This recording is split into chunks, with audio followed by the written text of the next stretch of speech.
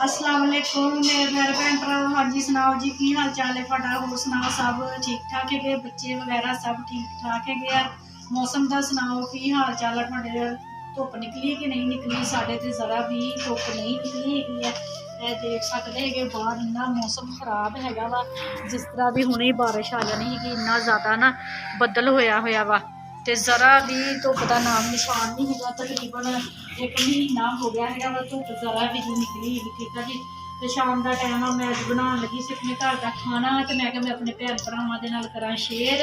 अज असीं की बनाना है, अज सोच के कोई समझ नहीं आई, कि मैं क्या चलो अज जी फ्रिज रखा हुआ सी साग, तो मैं साग तोड़ती है। ठीक है जी। यह देखो जी एक डोंगा साग का है वा, तो यह लसन कट लिया है वा, हरिया मिर्चा भी विच ही कट लिया वा। ये है वा अदरक लसन ते हरिया मिर्चा ते नमक ते लाल मिर्च। ठीक है जी। यह चीज़ा सानू ना तोड़न वास्ते चाहिए वा। साग घे देसी पाता है वा, घे साडा गर्म हो रहा वा। ठीक है जी।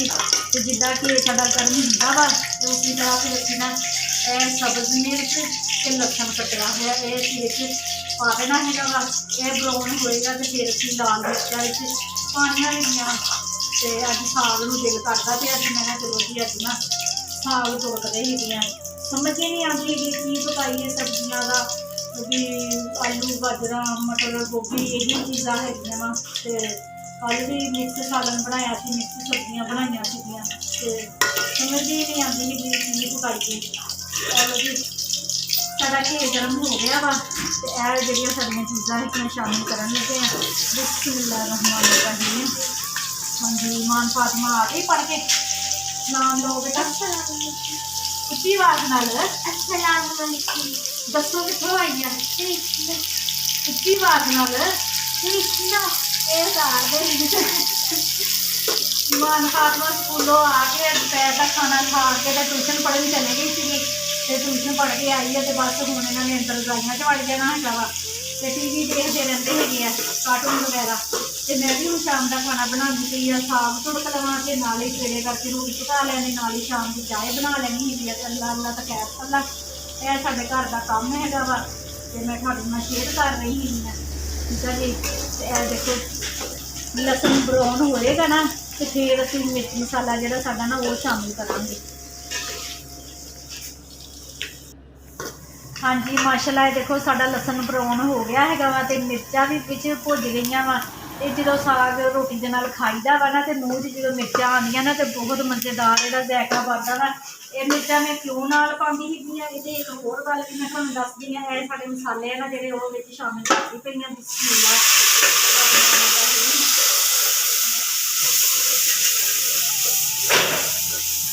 ये सब्ज़ मिर्चा मैं लसन के नाल शामिल कर दिया भी, नाल ही भुज जांदियां हैगियां ते रैड हो जांदियां वा। तां पाउंदियां साग दे विच जां गोश्त दे विच कोई चीज़ भी पाई दी है ना, साबत लाल मिर्चां रैड कलर दियां सुक्कियां मिर्चां जिहड़ियां पाई दियां वा, ते ओहदे नाल फिर जायका बहुत प्यारा बनदा। ये जिद्दां भी लसन दे विच पा दी है ना ये सब्ज़ मिर्च, ते ये भुज के ते लाल हो जांदी हैगी आ, ते मूँह च पाइए ते मज़ेदार लगदी। जिस तरह वो लाल मिर्चा डंडी वालियां होंदियां ना, सुक्कियां लाल मिर्चा वो साबत ही पा दी उस तरह ना ये बहुत मज़ेदार इन्ना जायका फिर साग दे विच भी आता वा। मिर्चा मसाला तेज़ मसाला सीगा ना, तेज़ अग सीगी ना, तो इस वजह नाल भी धां सुजी कि मेरे गले में भी लगी है धांस। तो ये मसाले ना असीं अच्छे तरीके दे नाल भुनना है, हल्का हल्का पानी पा के ना तकरीबन 3-4 मिनट अच्छे तरीके दे नाल भुनना है, कि साडी ना मिर्च कच्ची ना रहे।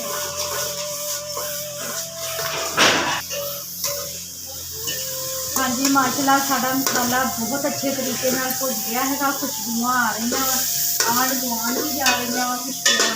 ठीक है जी। यह साडा साग है फ्रीज किया हुआ सीगा मैं साग ना। बिस्मिल्लाहिर्रहमानिर्रहीम। हाँ जी साग पा लिया सी विच, थोड़ा जिहा मैं बचा लैंदी हैगी आ, ते फिर किसी दिन ना तुड़ दूँगी, ज़्यादा नहीं मैं पाना है, थोड़ा जिहा बचा लिया वा। यह माशाल्लाह हुण असीं अच्छे तरीके दे नाल ना घे दे विच जिहड़ा मसाला है उहदे विच अच्छे तरीके दे नाल भुनना है वा।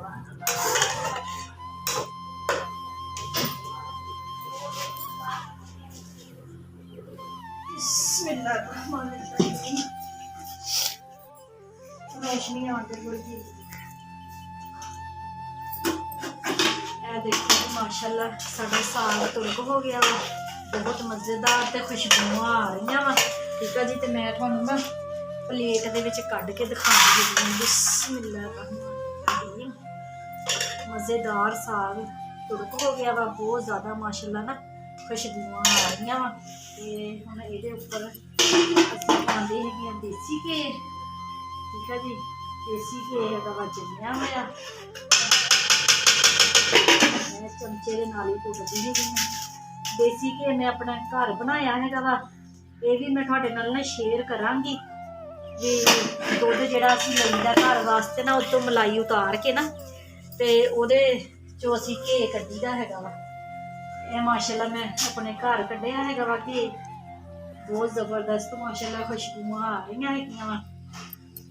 जिहड़ा भैन भरा खाना चाहता हैगा तो 100 बिस्मिल्लाह आके साडे घर खा सकदे हैगे आ। तो मैं हम पेड़े कीते हुए है तो छत पर जाके रोटियां पकानियां हैगियां तो यह साडी शाम की चाय हैगी आ दूध पा के विच पत्ती पाती हैगी तो फिक्की चाय असी पीनी हुंदी मरीज बंदे जो है असी शुगर के मरीज है ना बच्चे चाह नहीं पींदे ते आई भाई भाई साडा नाल दा वसाए देख के हसन दिया सी मेरे नाल उन्होंने आवाज़ दी हैगी तो मैं ना हुण पेड़े करके रख जाती तो फिर भाई की गल सुन के आती हैं उत्ते छत पर जाके तुहानूं भला घर का माहौल भी दिखावांगी तो फिर नाले तुहाडे वल्लों लवांगी इजाजत। तो हुण मैं पहला अपने ना पेड़े कंप्लीट कर लवां करके ते फिर उपर छत पर जांदे असीं। मन खा के दस किद्दां दा बनिया साग मानो घे पाया सी ना गरम गरम साग सीगा ते घे पिघल गया है देखो उपर पिया घे अमान फातिमा खान दी मज़ेदार बनया तेरे मुँह ते घे भी लग गया हाँ जी मैं भी खा के देखा है तो बहुत मज़ेदार बनया है करारा करारा। फिर साग दे विच देसी घे होवे ते फिर चंद नूं पतंग लग जाता है वा ठीक है ना। बहुत मज़ेदार बनया है वा साग बहुत सोहना मज़ेदार लग्या है वा। मैं हुण कहंदी किहड़ी घड़ी फटाफट मैं रोटी पका के ते गरम गरम साग खावां रोटी दे नाल ते मज़े आ जाण मज़े। हाँ जी देखो जी माशाअल्लाह साडी शाम की चाय बनती पई है चाय बनती नहीं पई बन गई हैगी आ ठीक है जी। ये हल्की आंच ते पई रहन देनी है ये चंगी तरह पक जाए ठीक है जी। तो ऐ बच्चे समान में चक लवो तो मैं चली हाँ उपर रोटी पकान ठीक है जी। तो मैं जा रही हाँ जी उपर हुण छत ते रोटी पकान ते साडा बालन भी गिला ही हैगा वा छत ते देखो जी हुण की बनदा वा अज।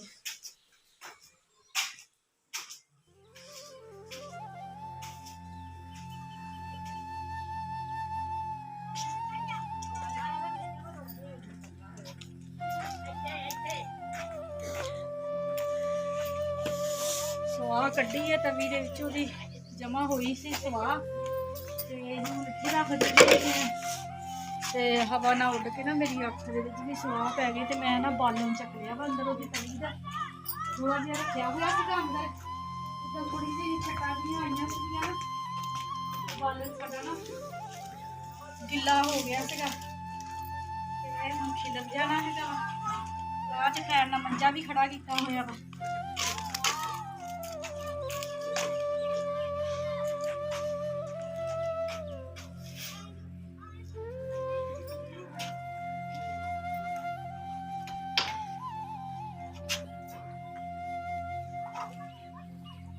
तवी रख लूँगी उपर तो अग जलाने की कोशिश करती हूँ मैं कोई छापर लभदी हैगी भी अग जल जाए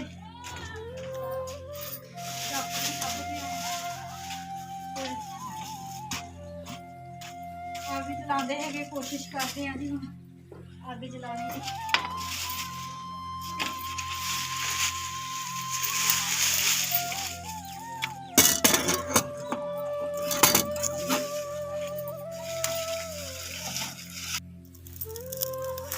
हाँ जी साड़ी अग जल पई हैगी आ ठीक है जी।